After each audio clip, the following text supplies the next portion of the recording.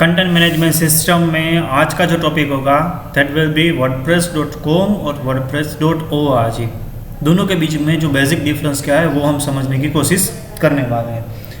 अब ये wordpress.com wordpress.org सबसे पहले तो क्या है वो मैं एक्सप्लेन करता हूँ। वर्डप्रेस की दो ऑफिशियल वेबसाइट है। वो एक एक्सटेंशन लास्ट में आता है, फर्स्ट लेवल डोमेन जो कह सकते हैं आप इसे, जिसमें लास्ट में आता है .com और लास्ट में आता है .org। तो आप कन्फ्यूजन ना हो आगे जाके आपको कि कहाँ हमें कौन सी वेबसाइट पे जाके हमें आगे वर्क करना है। तो इसलिए जो उसका जो बेसिक डिफरेंस है वो मैं क्लियर कर देता हूँ कि .com आखिर क्या है और .org आखिर क्या है। तो जो सबसे बेसिक डिफरेंस जो होता है that is an of the hosting. ठीक है, जो बड़ा डिफरेंस है जो पूरे का पूरा वो होता है होस्टिंग। यहाँ पे लिखा हुआ है विथ wordpress.org यू मतलब कि आप host your own blog or website.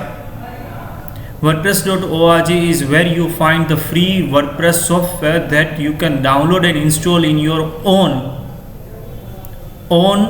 web server. अब दूसरा जो पॉइंट है यहाँ पे लिखा हुआ है WordPress.com take care of all the hosting for you। मतलब कि अब इस चीज़ का जो हम डिफरेंस है वो समझने की कोशिश करते हैं। कुछ भी अगर हमें डाउनलोड करना है तो .org पे जाएंगे और रेडीमेड अगर हमें कुछ भी चाहिए तो हम जाएंगे .com। आप वर्डप्रेस सीख रहे हैं तो बहुत ऑब्वियस है कि वेब डेवलपमेंट का जो आपको बेसिक जो कॉन्सेप्ट है वो मालूम ही होता है कि इंटरनेट पे कोई भी वेबसाइट अगर जब भी हम देखते हैं तो किसी ना किसी वो सर्वर पे ऑलरेडी वो अपलोडेड होती है, किसी के लोकल मशीन में वो वेबसाइट ओपन नहीं होती है। तो जो वो होस्टिंग स्पेस होती है मतलब कि किसी एक कंपनी का जो कुछ भी सर्वर होता है वहाँ पे हम कुछ स्पेस रेंट पे से लेते हैं। रेंट मंथली भी हो सकता है, ईयरली भी हो सकता है, उसका डिफरेंट साइज ऑफ पैकेजेस हमें अवेलेबल होता है। सब कंपनीज अपनी मुताबिक वो पैकेजेस हमें देती है। तो वो जो हम स्पेस ऑनलाइन इंटरनेट पे परचेस करते हैं, बाद में वेबसाइट का नेम हम परचेस करते हैं ईयरली बेसिस पे, तो वो अगर हम सब कुछ अपना खुद का करना चाहते हैं, ठीक है, हम अपनी वेबसाइट का नाम खुद से पूरा नया डिज़ाइन करना चाहते हैं, मतलब कि .com रखना है, .in रखना है, .online रखना है, .site रखना है, .xyz रखना है, आगे हमें वेबसाइट का नाम जो होता है वो क्या रखना है, बाद में वर्डप्रेस का कौन सा वर्जन हमें यूज़ करना है, सब हम खुद से सब कुछ हम इंडिपेंडेंटली करना चाहते हैं। तो आपको जाना है wordpress.org पे, आपकी जो कुछ भी रिक्वायरमेंट चीज़ें होती है वो वहाँ से डाउनलोड करनी है और आपका जो होस्टिंग सर्वर है वो वहाँ पे आपको अपलोड करना है। यहाँ पे कुछ आगे और भी डिटेल्स यहाँ पे दी हुई है, प्रोन्स एंड कॉन्स, मतलब कि क्या किसका एडवांटेज है और क्या किसका डिसएडवांटेज है। तो सबसे यहाँ पे लिखा हुआ है if you are not interested in paying for your own hosting and managing your own web server और paying someone else to handle that for you, you will probably want to use wordpress.com। जैसे कि मैंने अभी कहा कि internet पे जब भी हम कोई भी वेबसाइट अपलोड करना चाहते हैं तो हमें किसी एक कंपनी का होस्टिंग स्पेस परचेस करना पड़ता है। अब कंपलसरी भी नहीं है क्योंकि आपको मालूम ही होगा, आप टेक्निकल बंदे हो थोड़े बहुत, तो आज की डेट में काफ़ी सारी इस कंपनी फ्री होस्टिंग स्पेस भी प्रोवाइड करती है, लेकिन उसकी काफ़ी सारी लिमिटेशंस आती है। सबसे बेसिक जो लिमिटेशन आती है कि वो सपोर्ट नहीं प्रोवाइड करते काफ़ी सारी वेबसाइट। सपोर्ट मतलब कि कोई भी इश्यू आता है वेबसाइट में तो आपको खुद से हैंडल करना होता है, उसकी कोई बैकग्राउंड टीम नहीं होती जो आपकी जो कुछ भी क्वेरीज होती है उसे वो सॉल्व कर दे। सेकेंडली जो स्पेस होती है, मतलब कि जो आपको डेटा स्टोर करने के लिए वो जो स्पेस प्रोवाइड करते हैं वो लिमिटेड स्पेस प्रोवाइड करते हैं। कुछ वेबसाइट 500 MB स्पेस प्रोवाइड करती है, कुछ वेबसाइट 1 GB स्पेस प्रोवाइड करती है, कुछ वेबसाइट ऐसी होती है जो अनलिमिटेड भी प्रोवाइड करती है, लेकिन उसकी कुछ और भी लिमिटेशंस होती है। बाद में उसका जो प्रोसेसिंग पावर होता है वो लिमिटेड हो जाता है। जब भी आप कोई भी स्पेस ऑनलाइन परचेस करते हो तो वो लोग जो आपको जितना प्रोसेसिंग पावर प्रोवाइड करता है, मतलब कि शेयर्ड प्रोसेसिंग पावर प्रोवाइड करता है, मतलब कि आपको समझ लो वो 500 मेगाहर्ट्ज़ का प्रोसेसर शेयर्ड में प्रोवाइड करता है, 2 GB की रैम शेयर्ड में प्रोवाइड करता है। तो वो जो सब वेरिएशंस होता है वो वेरिएशन रहेगा। तो आपको अगर ये कुछ भी पे नहीं करना है तो आपके लिए बेस्ट क्या रहेगा, wordpress.com। अब उसकी एक जो बेसिक लिमिटेशन है वो यहाँ पे नहीं की है, वो मैं बता देता हूँ। उसमें होगा वो सेकंड लेवल डोमेन होगा।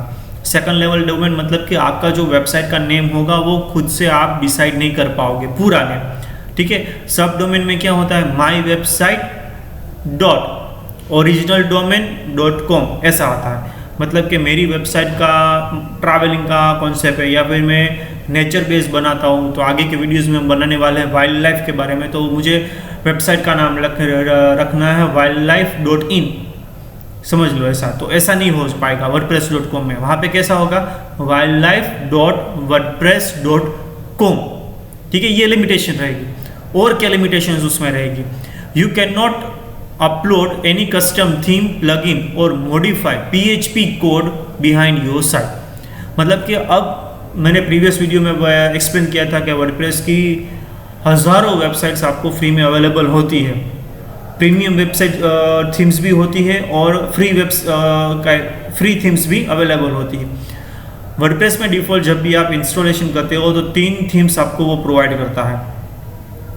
अब अलग से कोई भी अगर आपको थीम ऐड करनी है आपकी वेबसाइट में से तो वो आप नहीं कर पाओगे, तो एक बड़ी लिमिटेशन आएगी। सेकेंडली उसके जो 2-3 डिफ़ॉल्ट प्लगइन्स होते हैं वही आप इस्तेमाल कर पाओगे, खुद के नए प्लगइन्स अगर आपको इंस्टॉल करने हैं तो वो नहीं कर पाओगे।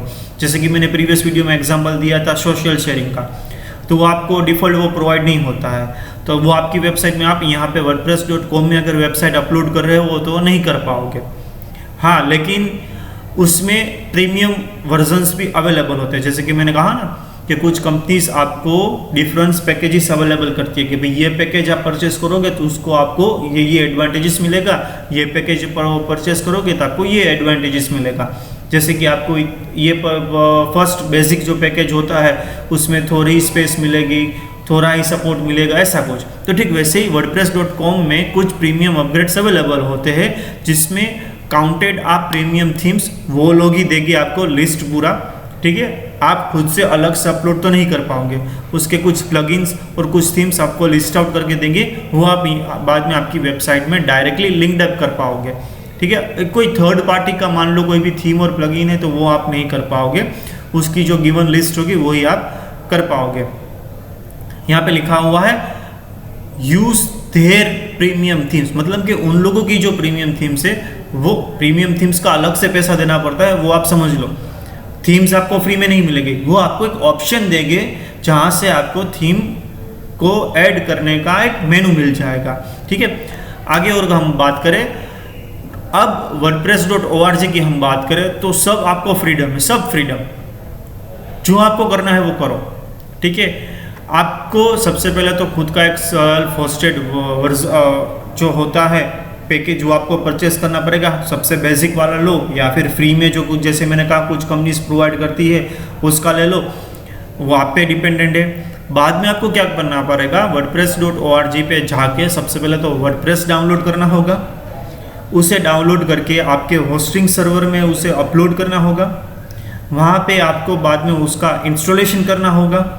अब इंस्टॉलेशन में MySQL में सबसे पहले आपको डेटाबेस बनानी होगी, और मतलब कि क्या होगा, सब टेक्निकल कॉन्सेप्ट हो जाएगा, आपको थोड़ा बहुत टेक्निकल नॉलेज होना चाहिए, लेकिन उसके काफ़ी सारे एडवांटेज होंगे, जैसे कि आप कोई भी थीम्स अपलोड कर पाओगे, ठीक है। वर्डप्रेस की प्रीमियम थीम्स भी डाउनलोड करके अपलोड कर पाओगे, पेड होगी बट ऑब्वियस है, लेकिन क्या होगा, जो प्रीमियम पैकेज परचेस करना पड़ता था to upload theme in the wordpress.com वो यहाँ पे आपको नहीं करना पड़ेगा, क्योंकि वो तो आपने ऑलरेडी होस्टेड सर्वर तो खरीदा हुआ है।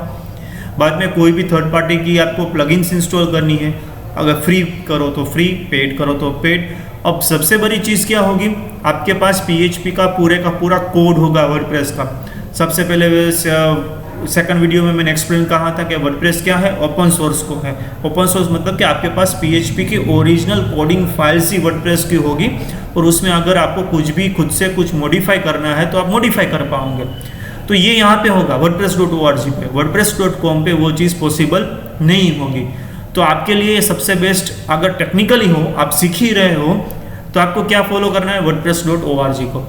अब बिल्कुल किसी बंदे को मुश्किल से माइक्रोसॉफ्ट ऑफिस आता है और उसको अपनी छोटी सी 2-3 पेज की वेबसाइट बनानी है, मतलब कि अबाउट अस और कॉन्टेक्ट अस पेज जिसमें आता हो, और उसके प्रोडक्ट्स के 3-4 फोटोग्राफ्स जहाँ पे वो रख के रखना चाहते हो, तो उन बंदों के लिए सबसे अच्छा क्या होगा, wordpress.com। ठीक है, क्योंकि उनकी रिक्वायरमेंट बहुत ही कम है। आप समझ लो ना कि अपने उसके जो कुछ भी बिजनेस कार्ड होते हैं बस उसमें कुछ लिखना है वेबसाइट का नाम, बस उसके लिए वो लोग वेबसाइट बनाना चाहते हैं, तो वो लोग क्या फॉलो कर सकते हैं, wordpress.com को। तो बस आज का बस इतना ही होगा, ठीक है, आगे हम नहीं पढ़ेंगे आज के वीडियो में, लेकिन नेक्स्ट वीडियो में सब चीज़ हम प्रैक्टिकल स्टार्ट कर देंगे। वर्डप्रेस कहाँ से डाउनलोड करना है, वर्डप्रेस कैसे हमें हमारे लोकल होस्ट में वर्कआउट करना है, बाद में उसे आगे जाकर होस्टिंग पे अपलोड कैसे करना है, ठीक है, सब चीज़ पूरे की पूरी हम डिटेल्स में स्टडी करने वाले हैं। लेकिन आज के वीडियो में बस इतना ही। चैनल को सब्सक्राइब विद बेल आइकन कर देना, तभी आपको रेगुलर सभी वीडियोस के नोटिफिकेशन मिलते रहेंगे, और वीडियो को लाइक करना मत भूलना।